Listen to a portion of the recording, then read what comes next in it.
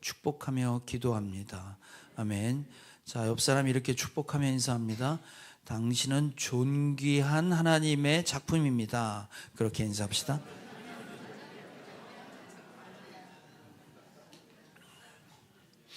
걸작이에요. 그죠? 네.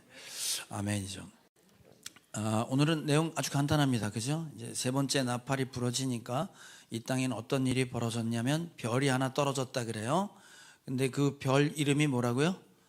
쑥이라는 이름을 갖고 있는 별이 떨어져서 그 별이 강물 위에 떨어졌더니 그게 쑥이 돼서 강물이 쓴 물이 돼가지고 그 쑥물을 마셨던 사람들이 죽었다. 이제 이렇게 얘기가 돼요. 이 얘기는 무슨 얘기냐면 하나님의 심판이 자연계 별이 떨어져 강물이 상하고 사람들이 죽는 것으로 문자적으로 보면 그런데 계시록은 다 문자로 해석할 게 아니라 나름의 상징을 갖고 있다 그랬죠. 예를 들어 지난 시간에 나눴던 것처럼 우리 운동가요 부르면 그게 무슨 민주주의 독재를 상징하고 있는 걸 다 아는데 남들이 처음 들으면 모르는 것처럼 이 계시록의 이야기도 당시에 예수 믿었던 사람들은 무슨 말인지 다 알아들었는데 우리들은 잘 몰라요. 그래서 큰 별이 떨어졌다는 건 무슨 얘기고 또 쑥이라는 건 또 뭔 뜻이냐, 이게 다 어디에 나온다고요? 성경에 나와요. 제가 계시록을 강의하면서 자꾸 계시록 얘기가 구약 성경에 나옵니다 하고 구약 성경 인용을 자꾸 했더니 어떤 분이 저한테 물어요. 왜 신약 성경은 없어요? 그러는 거예요. 왜 그러냐면 이 당시엔 신약 성경이라는 게 없었어요. 그러니까 예수님 당시에 성경을 봐라, 성경에서 니네가 영생을 얻으려고 공부하는데 성경은 나에 대해 증거한 거야 라고 했던 그 성경은 구약 성경을 말해요. 구약 성경을.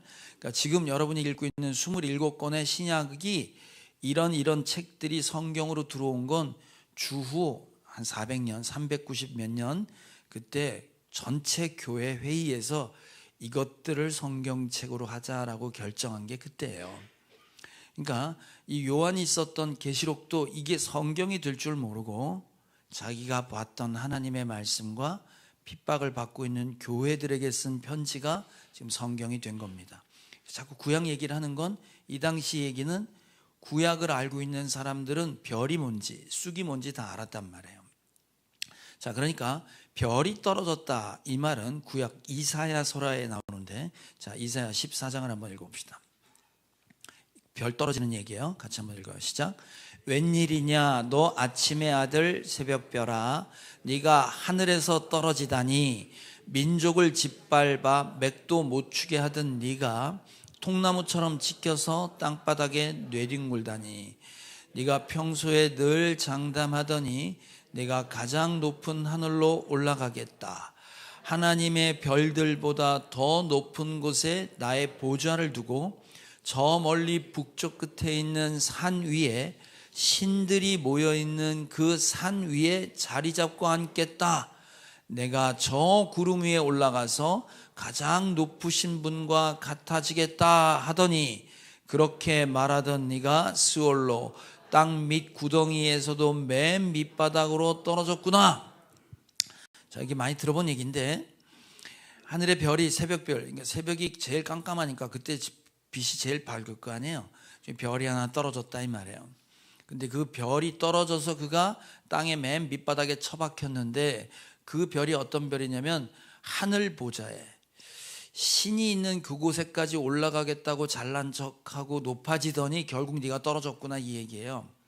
그럼 이사야는 이 별을 누구로 그 당시에 얘기를 했냐면, 당시에 이스라엘을 힘들게 했던 바벨론이라는 나라가 있어요.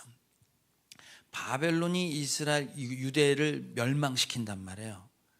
그러니까 이 바벨론이란 제국의 나라가 세상에서 두려울 것 없는 제일 높은 곳에 있었거든요. 그런데 지금 이 성경 본문은 바벨론 별, 바벨론의 왕을 상징하는데, 바벨론 왕아 네가 그렇게 잘난 척하더니 이제 땅바닥에 처박히는구나 이 얘기예요. 뿐만 아니라 이 얘기는 우리가 성경에 나타나는 마귀가 뭐냐라고 할 때 설명할 때 나오는 구절입니다. 이 구절이. 그러니까 저 상징은, 저 구절은, 이사야서의 14장의 말씀은 당시에 가장 높은 줄 모르고 설쳤던 바벨론 나라와 바벨론 왕에 대한 예언이기도 하지만, 하늘 보좌 꼭대기까지 올라가겠다고 했던 마귀가 하나님의 심판을 받고 땅바닥에 처박히는 그 이야기를 똑같이 하고 있습니다. 그러니까 지금 별이 떨어졌다 이 말은 뭐냐면, 그 당시엔 이 성경책을 받아봤던, 요한계시록을 받아봤던 사람들은 그 당시에 최고의 나라가 어느 나라냐면 로마였어요. 로마 식민지에 있었단 말이에요. 그러니까 이 사람들은 어떻게 들렸냐면, 로마가 세상 모른 줄, 세상 높아지려고 잘난 척하더니 네가 망하는구나, 이렇게 느껴지는 거지. 그 당시엔 바벨론이고. 자, 그러니까 지금 기세를 떨치고 있는 권세와 힘을 갖고 있는 나라가, 그 힘이 언젠간 망하는구나, 이게 바로 별 떨어진다 이 말이에요. 그러면 쑥을 먹고 사람들이 많이 죽었다, 이 쑥에 대한 얘기는 뭐냐 이거지. 요즘도 쑥이 나오나? 아직 나와요? 저도 쑥 개떡을 되게 좋아하는데, 성경의 쑥은 맛있는 걸 얘기하는 게 아니라 이게 쓴 물이고 쑥을 먹으면 독해서 죽는다, 이렇게 나와요. 이 얘기도 역시 구약 성경의 쑥에 대한 이야기가 나와요. 쑥 얘기가 왜 나오는지, 자, 에레미야 9장 12절, 쑥 얘기가 왜 나오는지 잘 보세요. 시작. 이 땅이 왜 망하였는지, 왜 사막처럼 황폐해졌는지, 왜 행인마저 끊어졌는지 이것을 알아낼 만큼 지혜 있는 사람이 누구인가? 이 까닭을 말할 수 있도록 주님의 입에서 직접 말씀을 받은 사람이 누구인가? 주님께서 대답하셨다. 나는 이 백성에게 나의 율법을 주면서 지키라고 하였다. 그러나 그들이 그것을 버리고 나의 말을 순종하지 않고 실천하지 않았다. 그들은 오히려 자기들의 고집대로 살고 조상이 섬기라고 가르쳐준 바알신을 따라다녔다. 그러므로 나 만군의 주 이스라엘의 하나님이 말한다. 내가 이 백성에게 쓴 쑥을 먹이며 독을 탄 물을 마시게 하겠다. 또 내가 그들도 모르고 그들의 조상도 알지 못하던 이방 민족 가운데 그들을 흩어놓고 내가 그들을 전멸시킬 때까지 칼이 그들을 뒤쫓게 하겠다. 자, 쑥 먹는 얘기가 왜 나왔냐면, 이스라엘이 하나님이 백성이 돼서 내 법을 따라 하고 하나님의 말씀과 법을 줬는데, 이걸 따라간 게 아니라 바알신은 뭐냐면, 이스라엘 민족이 이제 애굽의 노예였다가 해방이 되고 하나님의 백성이 됐는데 가나안 땅에 들어갑니다. 근데 그 가나안 땅은 당시에 최고의 문화를 가지고 있었어요. 삐까번쩍한 나라였어요.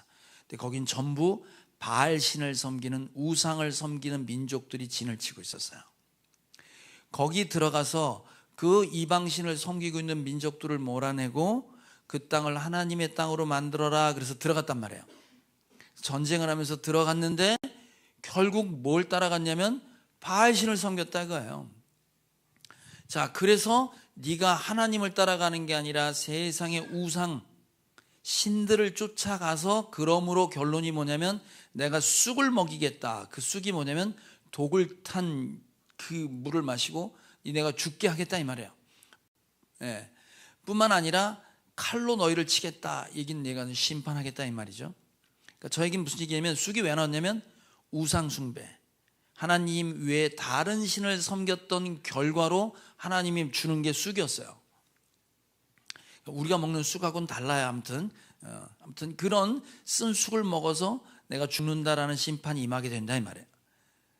자, 또 한 구절이 있는데 이건 제가 좀 읽기 거북스러운데 그래도 읽어야 되겠어요. 자, 에레미야 23장인데 이 쑥 먹은 사람이 누군지 한번 봐봐요. 또 시작. 나는 일찍이 사마리아의 예언자들에게 못마땅한 일들을 보았다. 그들은 바알의 이름으로 예언하여 내 백성 이스라엘을 그릇된 길로 인도하였다. 그런데 이제 내가 예루살렘의 예언자들에게서 끔찍한 일들을 보았다. 그들은 간음을 하고 거짓말을 한다. 악행을 저지르는 자들을 도와서 어느 누구도 죄악에서 떠날 수 없게 한다.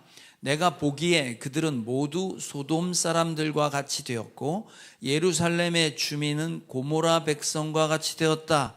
그러므로 이런 예언자들을 두고 나 만군의 주가 말한다. 내가 그들에게 쓴 쑥을 먹이며 독을 탄 물을 마시게 하겠다.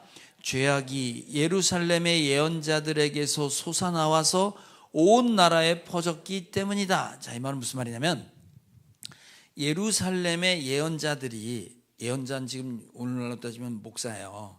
예?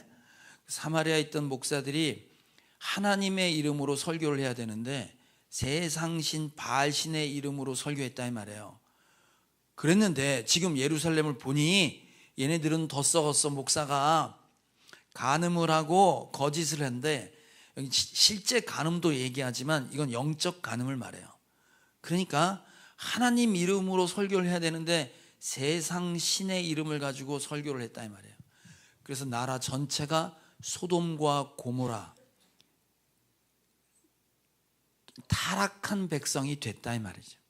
지도자 하나가 우상 신을 따라가니까 나라 전체가 타락한 민족이 되어서 내가 쑥을 먹이고 다 죽이겠다, 이런 심판의 메시지입니다. 정리하면 이런 거예요. 어떤 얘기냐면 여기서 쑥을 먹인다는 얘기는 우상 숭배의 결과로 우리가 쑥을 먹게 됐다 이 말이지. 그럼 이건 그 당시 사람 얘기고 우리는 지금 상관없냐 이거죠. 자, 여기서는 지금 우상 숭배, 교회 나와서 예수님 믿겠다고 하고 하나님을 찾는 사람이 우상, 세상의 신을 섬기려고 온 사람은 없잖아요 여기 지금, 그죠? 그런데 그럼 성경이 이게 왜 들어와 있냐 이거예요. 자, 우상을 섬긴다는 말이 어떤 말이냐면, 우리는 우상 섬긴다 그러면 부처나 어떤 우상의 형상을 만들어 가지고 거기에 절을 하고 혹은 부적을 붙이고 혹은 굿거리를 하거나 접신한 사람 찾아서 사주팔자 보고 점치는 거, 우리는 이런 걸 우상 숭배라고 생각하잖아요. 자, 그런데 이스라엘이 멸망하게 된 이유를 지금 뭐라고 말하냐면 니네가 우상 숭배해서 그래요. 그래서 실제 이스라엘 나라가 멸망할 때 상황이 어땠냐면 예배당 안에 하나님을 위한 제단이 있었고 언약궤도 있었는데 그 옆에 뭐가 있었냐면 바알 신상을 세워놨어요. 알기 쉽게 예배당 안에 부처도 있고 이랬단 말이에요. 선앙당 같은 것도 꾸며놓고. 왜 그랬냐면 이스라엘 사람들이 왜 그랬냐면 주님 앞에 나와서 구하는 거예요. 하나님 아버지, 내가 필요한 게 있으니까 주세요. 그랬는데 하나님이 주시는 게 내가 원하는 대로 다 주세요? 내가 원하지 않는 걸 가끔 주세요? 원하는 건 가끔 주고 원하지 않는 것만 드립다 주지. 교회에 와서 구하는 건 뭐예요? 현찰을 좀 주세요. 그러는데 현찰 안 주시잖아 하나님이. 그렇잖아? 그러니까 이스라엘 민족이 어떻게 했냐면, 하나님 뭐라고 하냐면, 왜 불렀냐면, 예배당에 왜 불렀냐면 내가 거룩하니 너희도 거룩해져라 하고 우리가 거룩해지는 것들을 주시는 거예요. 그러니까 내가 자꾸 타락하고 이상하면 때리기도 하고 혼내기도 하시는 거야. 나는 잘 되고 잘 되길 바라는데 하나님 보실 때 내가 거룩하지 않으면 자꾸 혼내는 거야. 내 인생에 자꾸 간섭하세요. 그러니까 불편한 거예요. 내가 원하는 건 따로 있는데 교회에 오면 다른 것만 자꾸 얘기하니까 이스라엘 민족이 어떻게 했냐면 하나님이 주시는 것도 받고 내가 원하는 것도 받고 싶은 거예요. 그러니까 내가 원하는 것들을 주는 신은 따로 있다고 생각한 거지. 바깥을 보니까 예배당 밖에는 세상 사람들이 너무 잘 나가는 거야. 삐까뻔쩍하게. 그 사람들이 섬기고 있는 신이 있는 거예요 따로. 그럼 저 신한테 구하면 저 삐까뻔쩍한 것도 거둘 수 있겠구나 하고 생각하고 예배당 안에 신을 또 갖다 놨단 말이에요. 그러면서 이스라엘 민족이 뭐라고 했냐면, 하나님, 저는 하나님을 버린 적이 없어요. 왜냐면 예배당에 왔으니까. 그래서 예배당에 하나님도 믿고 바알신도 섬기고 세상의 신도 섬기면서 내가 원하는 것 좀 주세요 그랬단 말이에요. 그럼 여러분 와서 여러분 갖고 싶은 게 뭐예요? 원하는 거 하나만 말씀해 보세요 하고 여러분들한테 원하는 걸 준다면 여러분 뭘 원하신다고? 돈이지 돈. 볼 것도 없어요. 돈이잖아요. 물론 금덩이나 다이아도 다 코인이나 다 돈이지 뭐겠어. 돈을 달라고 한단 말이에요. 돈을. 그러니까 보세요. 하나님이 이스라엘 민족이 멸망한 건 뭐냐면 네가 하나님만 섬긴다고 했는데 실제 네 모습은 하나님을 섬긴다고 하면서 돈도 섬겼어. 그래서 넌 망한 거야? 넌 날 버렸어? 라고 판단하세요. 그래서 신약이 오면 하나님, 예수님이 뭐라 그랬냐면 하나님과 재물을 겸하여 섬길 수 없다 그랬어요. 하나님과 돈을 같이 섬길 수 없다 그랬어요. 그게 옛날에 우상 숭배했던 모든 근거가 거기 있는 거예요. 그래서 여러분 우상 숭배하면 점 치고 뭐 부적 붙이고 그게 아니고 점을 왜 붙이고 부적을 왜 붙이고 가서 뭐 빌고 국거리를 왜 하냐면 뭐 때문에 하냐면 내가 원하는 걸 얻기 위해서 하는 거잖아요. 그렇잖아요. 그래서 실제 우상 숭배는 형상을 만들어 놓고 절하는 걸 우상 숭배라고 하지 않고 내 욕심과 내가 갖고 싶은 걸 원하는 걸 우상 숭배라고 해요. 자, 골로새서 3장 5절 시작. 그러므로 땅에 속한 지체 일들 곧 음행과 더러움과 정욕과 악한 욕망과 탐욕을 죽이십시오. 탐욕은 우상 숭배입니다. 욕심이 우상 숭배라는 거야. 주님이 원하는 게 아니라 내가 갖고 싶고 내가 소유하고 싶은 것들이 그게 우상 숭배다 이 말이에요. 그게 여러 가지 형태로 나타난 게 세상 종교고 점치는 거 그런 거예요. 자, 그러면 오늘날 여러분한테는 우상 숭배가 있을까요? 없을까요? 야, 너무 솔직한데 이거 아니, 예배당 안에서 우린 우상 숭배예요. 대놓고 얘기하면 어떻게 오늘 쑥국을 끓였어야 되는데 그러면 어떻게 되는 거예요? 다 먹고 죽어야 되는데 주방에 얘기해서 독 좀 타라 그래. 이거 우상 숭배가 실제로 있냐 따지면 지금 얘기하신 것처럼 이게 남 얘기가 아니라는 거예요. 우리가 예수님 믿고 하나님 믿는다고 하는데 실제로는 우상 숭배가 있다는 말이에요. 자, 그러면 여러분이 우상 숭배 하는지 안 하는지를 내가 진단해 드릴게요. 속으로 한번 생각해 보세요. 자, 첫 번째는 뭐냐면 여러분이 내가 우상 숭배 빠졌나 안 빠졌나? 첫째는 뭐냐면 아까 얘기한 돈, 뭔가 소유하고 있는 물질, 돈을 많이 갖고 있으면 행복하다라고 생각하는 거예요. 돈은 곧 행복이다라고 생각하는 거지. 제가 수요일 날 치유 집회를 했는데 기도에 치유 집회를 했어요. 치료 중에 가장 효과 있는 치료는 무슨 치료일까요? 그 금융치료. 돈 주면 다 해결되는 금융치료라고 생각하는 거지. 결혼을 하는데 이제 이번 주도 결혼할 친구가 있는데 결혼하면 집이 있어야 행복하다라고 생각하는 거예요. 자, 여러분한테 솔직하게 물어볼게요. 요즘 청년들이 벌어서 집을 살 수 있어요? 없잖아요. 근데 집이 있어야 행복하다고 생각하는 거야. 애를 낳아. 애 안 낳는 거야. 왜 안 낳아? 돈 들어요 그러는 거야. 돈이 있어야 애를 낳고 돈이 있어야 집을 사고 집이 있어야 행복할 거라고 생각하는 거야. 돈은 곧 행복이다 라는 생각을 여러분 가지고 있는가 이 말이죠. 그러면 그 배후에는 가장 우선된 가치가 돈이 먼저일 가능성이 많습니다. 진짜 돈을 갖고 있으면 행복한가 라는 질문에 여러분 솔직히 한번 대답을 해보세요. 나는 돈이 없어도 좋아. 돈이 없어도 행복할 수 있어. 이렇게 생각을 하는지 돈이 있으면 행복하지 라고 생각하고 있는지 여기에 걸리고 있으면 여러분 다 내가 우상 숭배에 빠져 있을 가능성이 많습니다. 자, 두 번째, 돈이 행복이라고 쳐봅시다. 돈을 많이 갖고 있으면 행복할 가능성이 많다고 보면 돈이 없으면 어떻게 되는 거야? 불행한 거지. 그러면 돈을 많이 갖고 있는 게 능력이 되니까 어떤 생각을 갖고 있으면 우상 숭배에 빠졌냐면 두 번째, 돈을 많이 갖고 있는 사람은 중요한 사람이다. 네? 돈을 많이 소유하고 있으면 중요한 사람이다라고 생각하는 거야. 돈 많은 사람 앞에 대하는 태도가 다르고 돈 없는 사람 대하는 태도가 다른 거예요. 어저께 이제 치과를 갔다가 교회 들어오는데 다리 건너서 쫙 들어와서 요 앞에 사거리에 딱 대기하고 있는데 람보르기니 한 대가 쫙 들어왔어요. 제가 송도에서 가끔 람보르기니를 보는데 그 녹색 반짝이는 람보르기니가 바로 옆에 섰어. 내 차가 높으니까 내려다봤는데 그 람보르기니는 우리 같은 큰 차를 꽉 눌러서 옆으로 폈더만. 이게 옆으로 넓더라고. 꽤 넓어. 그 차가 싹 가는데 다 쳐다봐 안 쳐다봐? 다 쳐다봐. 그 나는 이제 우리 가려고 이 우회전으로 쫙 가더라고. 가는 걸 계속 쳐다봤어요. 자, 여자분들한테 한번 물어볼게요. 람보르기니가 옆에 여러분이 걸어가는데 람보르기니가 딱 거더니 차 문이 하늘로 탁 열려. 그 안에 운전자가 이렇게 딱 쳐다보고, 근데 얼굴을 딱 보니까 김수현 닮은 거야. 그런 남자가 여러분들한테 어디 가세요? 태워드릴게요. 타세요. 그럼 탈 거야 안 탈 거야? 큰일 났다 이거. 그렇지. 타야지. 근데 창문이 착 내리는데 봉고차에서 심요색 같이 생긴 타세요. 그럼 탈 거야 안 탈 거야? 그래도 일부는 탄다고 하더라.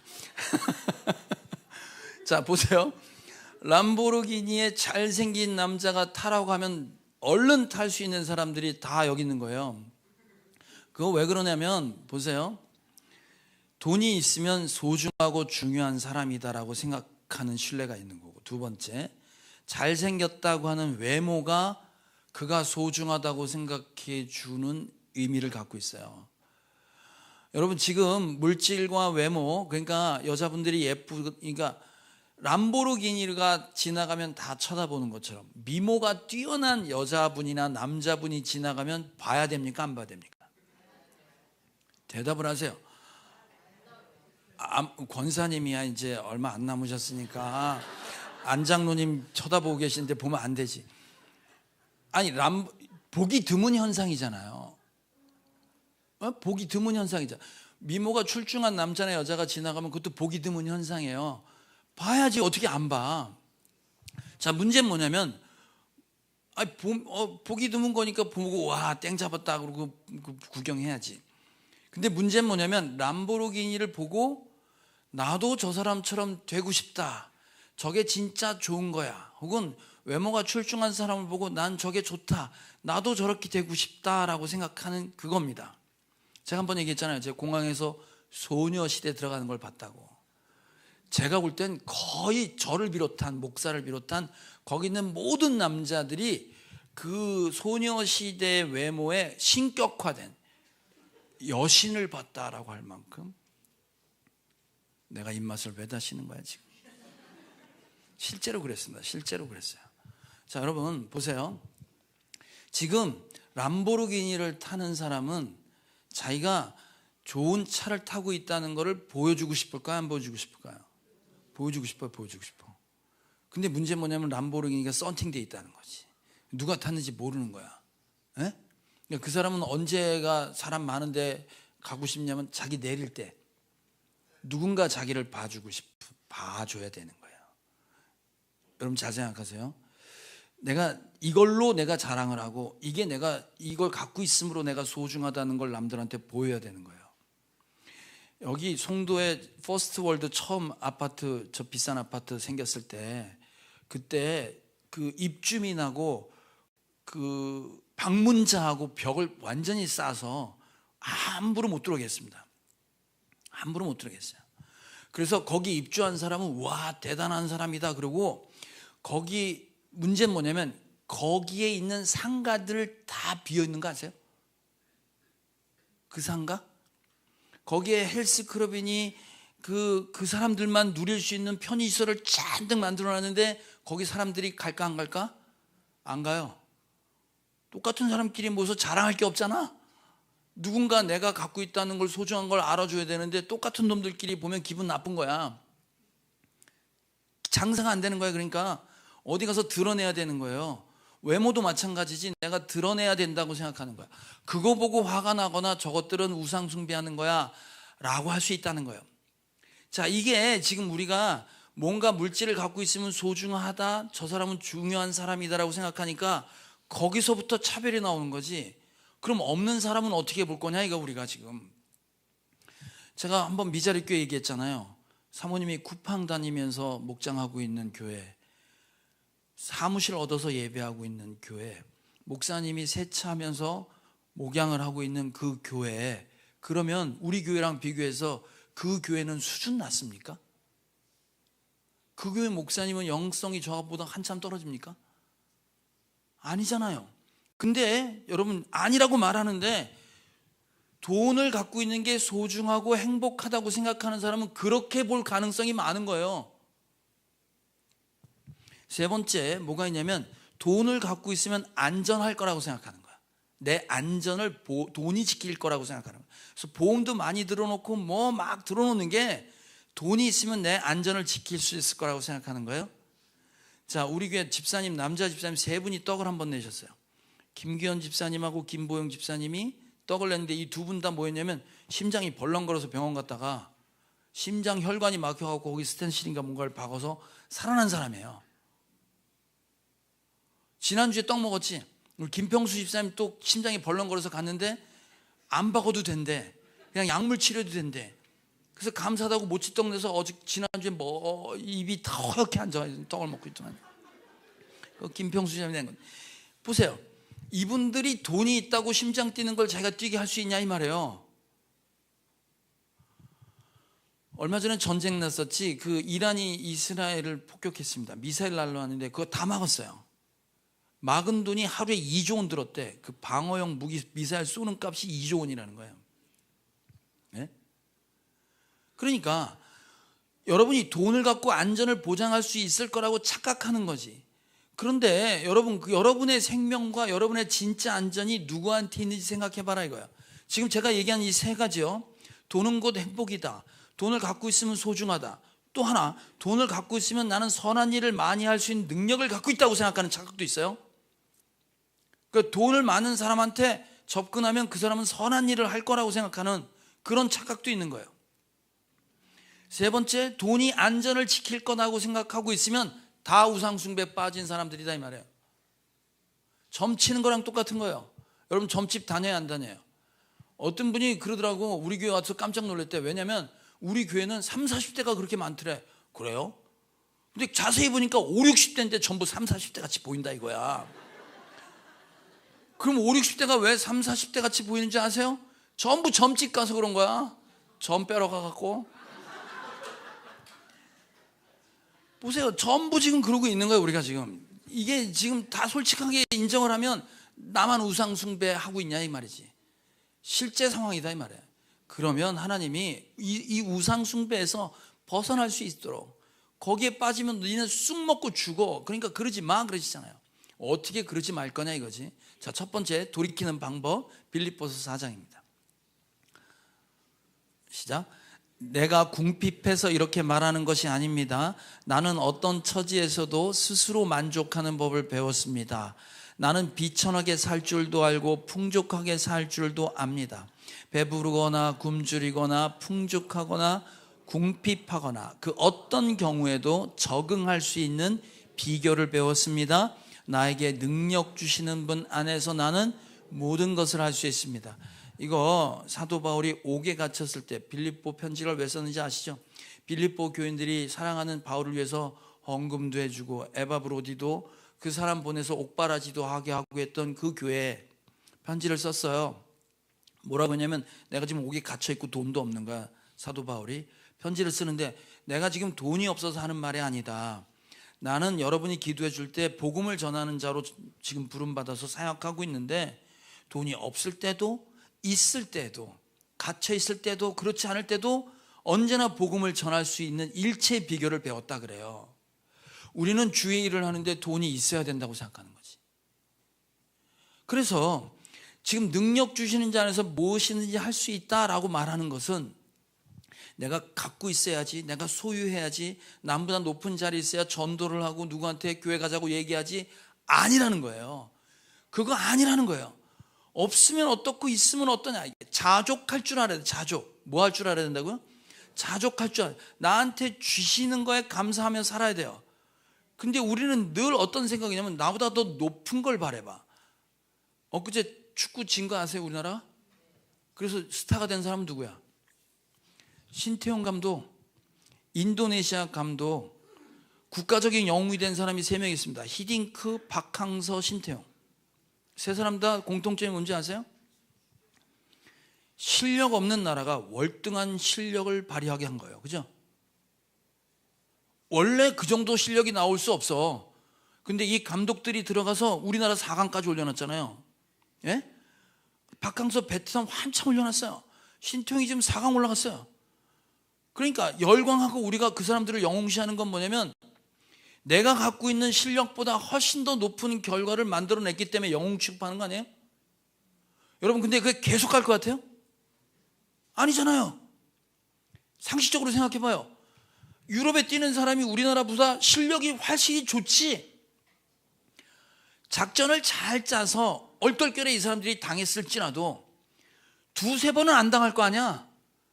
이 사람들이 실력이 높으니까 그 사람들도 대응을 해서 똑같은 기준으로 실력 대비를 하면 우리나라가 져야 정상이잖아요. 근데 우리는 실력이 높은데 사람하고 싸워도 이길 수 있을 거라는 성공신화에 빠져 있는 거야 지금. 그러니까 자족이 없는 거야. 만족이 없는 거야. 왜냐면 한 방에 뻥튀기 될 수 있는 거를 그럴 수 있다고 생각하니까 내 수준의 만족을 못 하는 거예요. 어저께 이제 생명의 삶 두 번째 시간이었는데, 첫 번째 시간이었나? 두 번째 시간이었지. 정신이 없다. 두 번째 시간이었는데 그 참석하시는 분이 36분인가 37분이에요. 그런데 그날 앞치마 입고 나온 사람이 근 한 50명 됐어요. 어? 훨씬 더 많이 나왔고 애들 보는데도 바글바글하고 주방에 들어갈 틈도 없고 누가 누군지 모르겠는 거야. 그럼 여러분 보세요. 거기 나온 사람들이 다 돈 많은 사람들이에요? 아니잖아요. 그거 아니에요. 자기가 할 수 있는 시간과 자기가 할 수 있는 은사 가지고 섬긴 거예요. 그죠? 그런 거예요. 그러니까 자족할 줄 모르면 어떤 일이 벌어지냐면 다른 것 갖고 만족해야 되는 거예요. 두 번째, 자족해야 되는 게 첫 번째고, 빌립보서의 말씀대로. 두 번째 뭘 해야 되냐면 내가 그리스도인에 대한 정체성에 대한 실체를 분명히 하셔야 돼요. 너 누구냐 할 때 나 이런 사람이요가 나의 자존감을 높여야 되는데, 내가 그리스도인, 내가 예수 믿는 거, 내 안에 예수의 생명이 있는 것 갖고 부족하다고 생각하는 거지. 그러면 뭘로 자기 자랑을 해야 되고 자기를 증명해야 되냐면 자기 가지고 있는 것 갖고 자랑해야 되는 거예요. 그게 돈이나 외모나 배운 거나 이런 것 갖고 자기가 인정받아야 되는 거예요.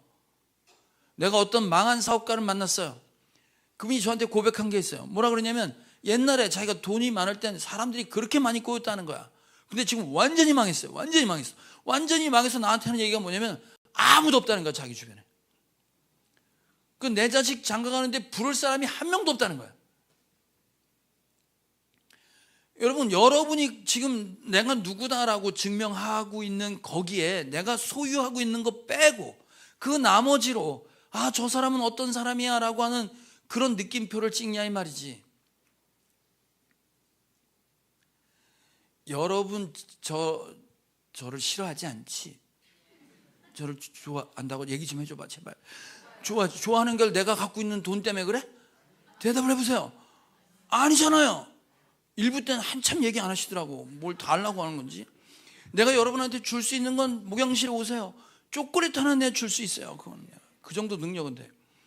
내가 소유하고 있는 것 때문에 여러분이 누구를 따르지 않잖아요.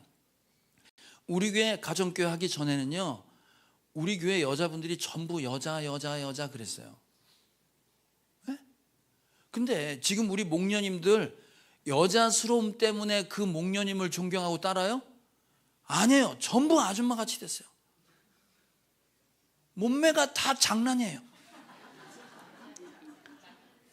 근데 그것 때문에 헷갈리지 않아요? 그렇지 않아요, 여러분?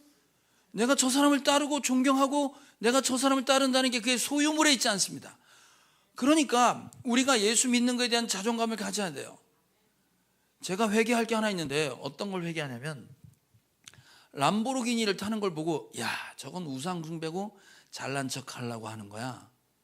여자분들이 야한 옷 입고 지나가거나 몸매가 좋다고 자랑하고 다니면 아우, 쟤는 봐달라고 기를 쓰는구나. 그리고 나는 봐줬어. 불쌍해서 봐준, 감사하면서 불쌍히 봐준 이유가 있어요. 왜냐하면 저 때는, 제 나이 때는 이제 60대 초반 된 사람들은 그런 의상을 입는 사람은 전문 직종에 있는 분들이 입었어. 네, 화류계 전문 직종에 있는 분들이 그런 걸 입고 다녔다고. 그러니까 내가 거기에 내가 이제 박혀가지고 그런 옷을 입고 있는 분들을 보는 시각이 옛날 시각이 있는 거예요. 제가 미장원에 못 가요. 이발소 가서 머리를 깎아야 돼요. 왜냐면 옛날 이발소는 전부 여자들이 다 이상한 짓을 이발소에서 했단 말이야. 그래서 미장원에 가서 여자가 머리 만져주면 내가 이상해져.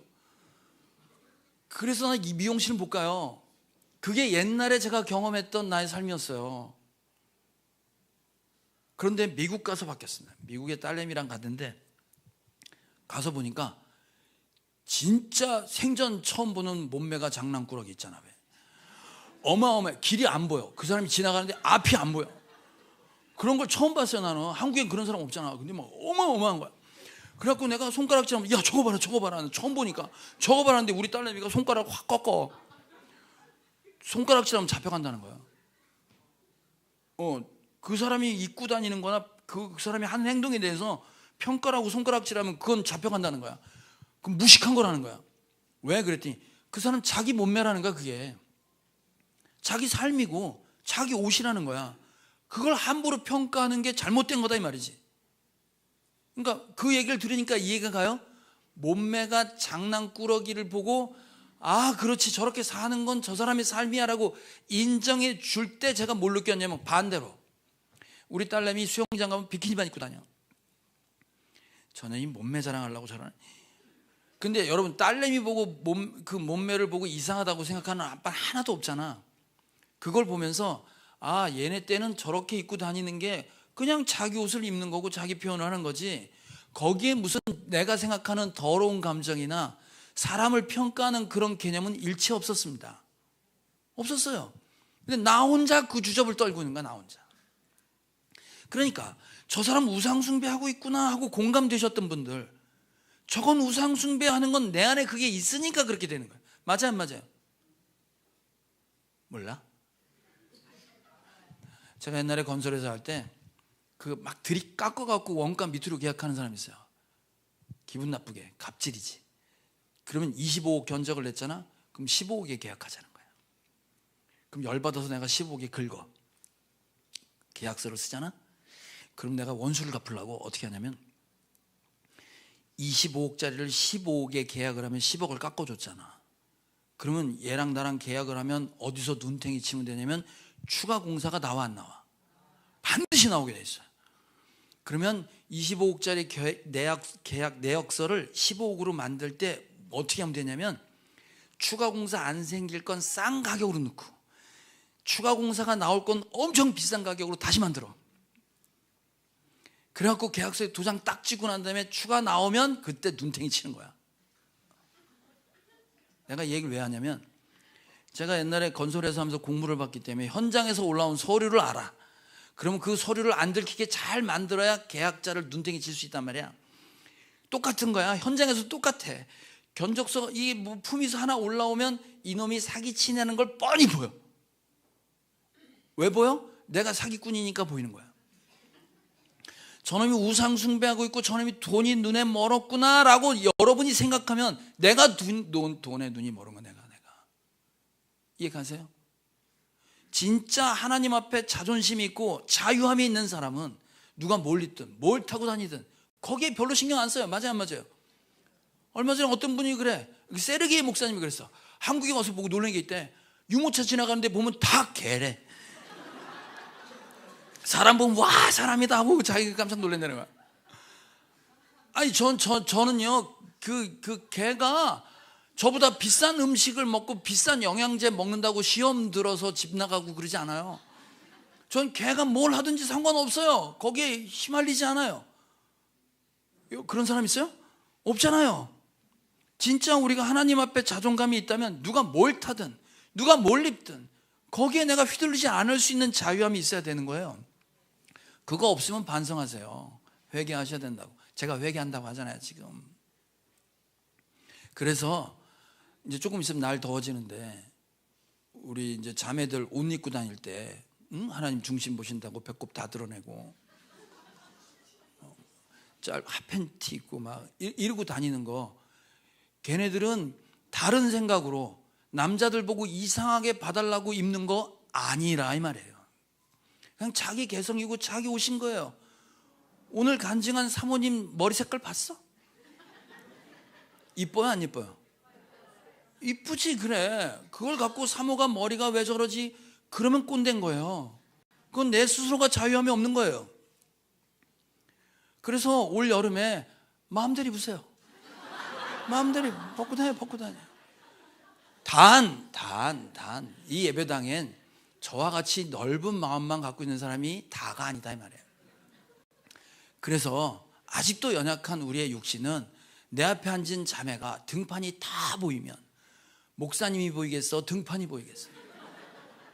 뭘 묵상하겠냐고. 예배 방해되면 안 되지. 옆에 앉은 자매가 핫팬티 입고 허벅지를 다 드러내고 있으면 이분 예배 끝나면 한쪽 눈이 돌아가 있을 가능성이 많다고. 그럼 예배 방해되는 거 아니야? 그러면 안 되지. 자유하게 입되 예배당 안에 들어올 땐 에어컨 좀 빵빵 틀어서 추워가지고 뭐라도 하나 걸치고 뭐라도 덮을 수 있는 센스만 있으면 되는 거지. 그걸 갖고 이렇다 저렇다 평가하지 마시라고요.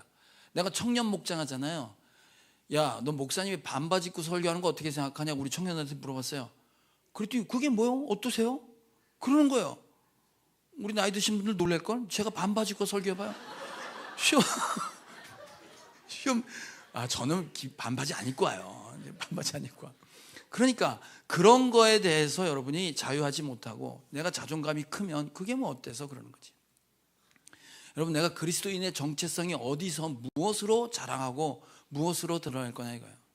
제가 목장 얘기 안 했는데 목장 얘기 하나만 할게요. 우리 목장 이제 예수 믿은 지 얼마 안 된 친구들이 있어갖고 이 친구들 기도 제목이 술 끊는 거예요. 회사에서 계속 술을 먹는 거야.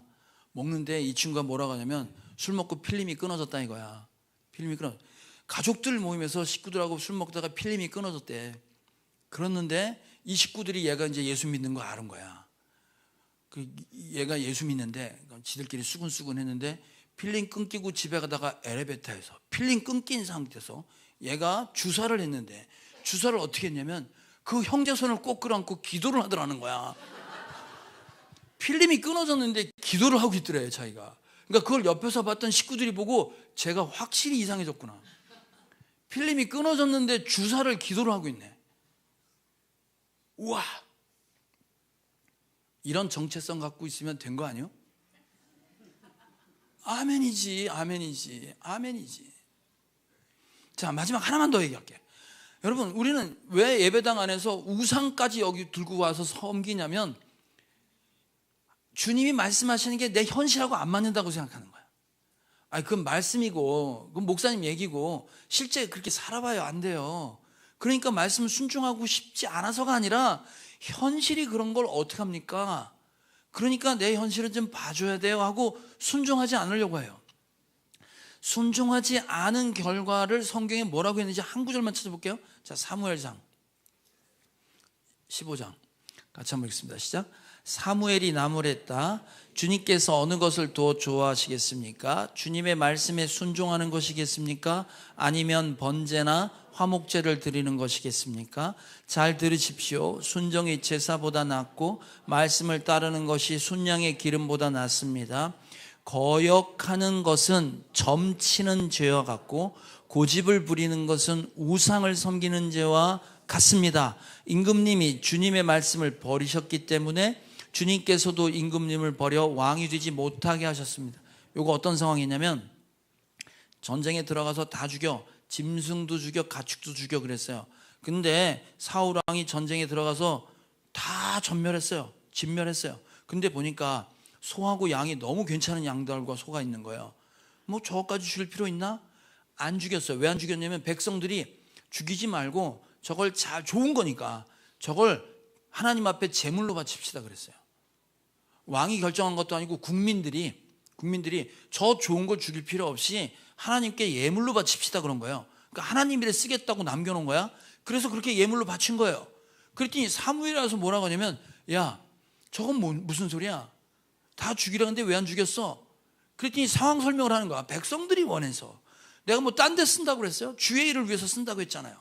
하고 자기 상황 설명을 하는 거예요. 하나님 말씀은 다 죽여라 했는데 내가 보니 아닌 거야. 그래서 안 죽였다 이 말이에요. 그랬더니 사무엘이 뭐라 그래요? 네가 순종하지 않는 건 점치는 것 같고, 네가 고집 부리는 거, 거역하는 건 점치는 것 같고, 고집 부리는 건 우상 숭배와 같다 그랬어요. 여러분, 우리가 말씀을 듣고도 고집 피우는 거야. 하나님, 그건 하나님 말씀이고요, 내 상황은 달라요. 주님이 나처럼은 안 살아봤잖아요 하고 고집 피운다니까. 그리고 그 말씀에 순종할 수 없다고 얘기하는 거예요. 그리고 거역하는 거예요, 대놓고. 그건 말씀이고 내 삶은 달라요. 그런단 말이에요. 그걸 우상 숭배라고 지금 얘기하는 거예요.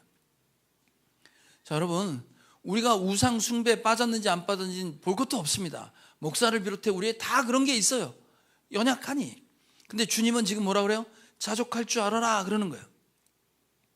네가 만족할 줄 알고 내가 주어진 것에 감사하며 살아라 이 말이에요. 말씀에 거역하고 네 상황 설명하지 말고 말씀이 그렇다면 그런 줄 알고 살아봐라 이거예요. 자존감을 가져라. 자존감. 내가 하나님의 사람으로 예수 그리스도의 생명을 갖고 있다. 그것 외에 더 바랄 게 뭐 있나. 나한테는 영생이 있는데 그것으로 족합니다 하는 그런 자존감을 갖고 쑥이 되어서 옆에 사람 쑥물을 먹이는 그런 목사, 그런 성도가 되지 말고 그 쑥물을 먹지 않고 주님 앞에 승리하는 저 여러분 되길 주님의 이름으로 축복합니다. 찬양하고 기도합시다.